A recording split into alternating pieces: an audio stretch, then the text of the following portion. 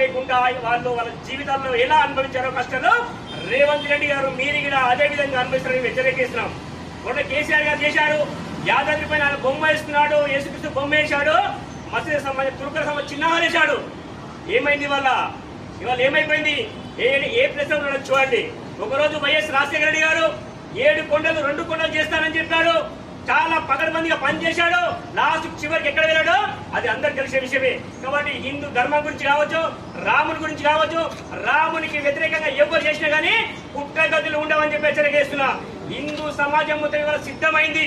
అందరు ఆలోచిస్తున్నారు. రామునికి వ్యతిరేకంగా మాట్లాడిన వరకు మీ పార్టీ ఓన్లీ ముస్లింల పార్టీ అని చెప్పి ముద్ర పడ్డది. హిందువులందరికీ ఏకగడిపైకి వచ్చారు, మిమ్మల్ని బొందాలేస్తారని చెప్పి హెచ్చరిక చేస్తున్నాం. హిందూ వ్యతిరేకంగా చేస్తే ఊరుకోము. విశ్వ హిందూ పరిషత్ బజరంగ ఆధ్వర్యం లోపల పెద్ద ఎత్తున ఉద్యమం చేసి మీ పీఠాలు కదిలిస్తాను బిడ్డని వల్ల హెచ్చరిక